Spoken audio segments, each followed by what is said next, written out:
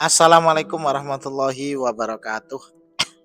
Alhamdulillah teman-teman mahasiswa kita semuanya bisa berjumpa lagi lewat platform digital dalam keadaan sehat walafiat dan dalam forum yang dicintai Allah, yaitu forum majelis ilmi saling memberikan manfaat, belajar supaya kita menjadi pribadi yang lebih baik. Amin ya rabbal alamin.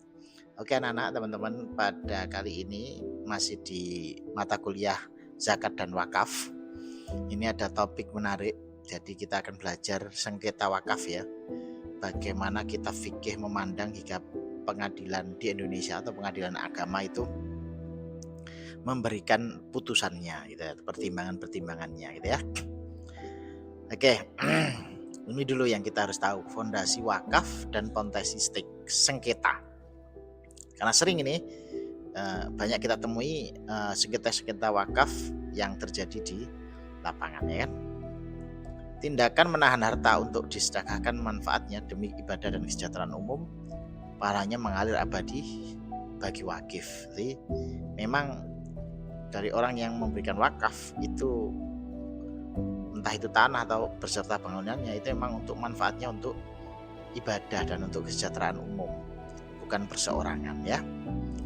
Potensi sengketanya akibat pengelolaan yang tidak tertib, harta wakaf terlantar, beralih ke pihak ketiga secara melawan hukum, atau tuntutan ahli waris. Biasanya nih yang sering ya, tuntutan ahli warisnya. Data menunjukkan banyak harta wakaf belum tersertifikat. Ini pentingnya teman-teman ya, harus surat, kalau sekarang harus bersertifikat dari BPN ya, dan belum dimanfaatkan secara optimal, rentan menimbulkan sengketa. Landasan hukum penyelesaian sengketa wakaf. Satu, ini adalah kewenangan pengadilan agama teman-teman, sudah diatur dalam undang-undang, bukan di pengadilan negeri ya. Meskipun itu yang disengketakan tanah, tapi kan tanah wakaf ya. Beda kalau kemudian tanah perusahaan, tanah rumah, itu bisa masuk pidana ya. Undang-Undang Wakaf tahun 2004 nomor 41 menjadi landasan utama dalam pengaturan penyelesaian sengketa wakaf. Itu kalau mau buka undang-undangnya ya. Dan ini masuk dalam hukum acara perdata, bukan pidana ya, ini perdata, yang mana penanganan kasusnya ada di pengadilan agama di kabupaten kota masing-masing. Ada dua cara teman-teman, litigasi dan non litigasi. Nah, non litigasi itu bisa kita sebut dengan mediasi, diselesaikan secara kekeluargaan, nggak sampai masuk ke meja hijau atau meja sidang gitu ya. Biasanya ada mediatornya, ada penengah antara pihak yang berperkara. Tapi kalau mediasi nggak menemukan titik temu, ya lanjut ke litigasi, dari penyelesaian dengan proses persidangan di pengadilan agama. Nanti yang kita kasih contoh yang lewat litigasi ya, bagaimana pengadilan agama menyelesaikan sengketa wakaf yang terjadi di lapangan. Nah, ini studi kasus ya, yang sesuai judul, sengketa tanah wakaf di dusun Tiugalih, ini Lombok Tengah teman-teman ya, daerah Indonesia Timur.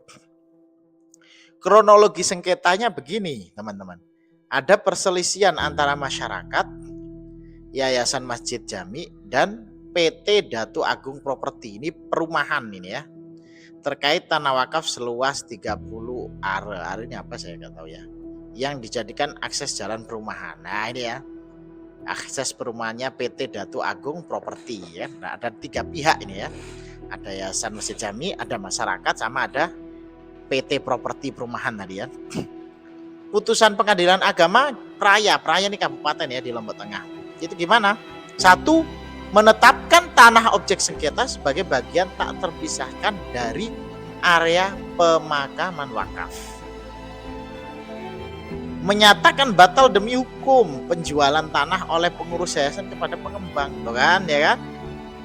Macam-macam nih yayasan nih, biasanya personalnya teman-teman ya, entah itu ahli waris atau pengurusnya, nggak tahu ya.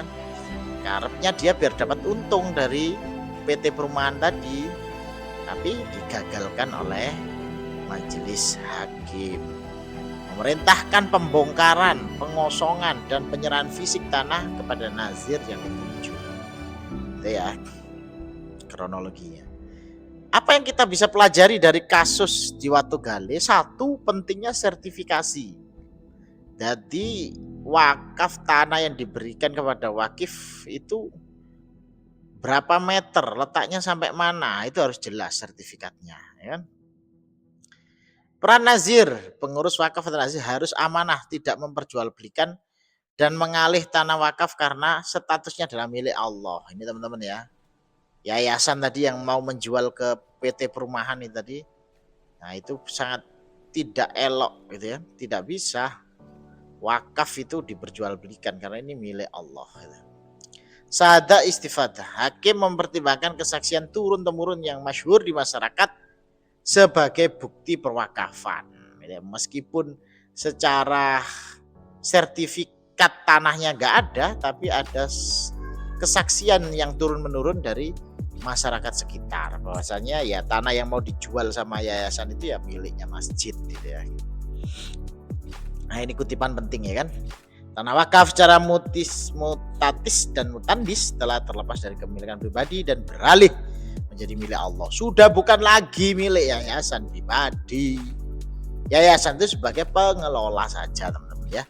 Sehingga tidak boleh diperjualbelikan, diagunkan, digadaikan, disita, ditukar dan sebagainya. Ya. Ini menurut Hakim PA Praya ya. Wakaf merupakan salah satu ajaran Islam yang menyangkut kehidupan bermasyarakat dalam rangka ibadah ijtimaiyah, ibadah sosial.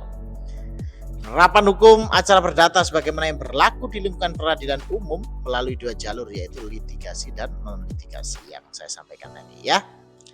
Kesimpulannya terakhir sebelum saya tutup, peran pengadilan agama sangat vital dalam menegakkan keadilan dan kepastian hukum atas harta wakaf.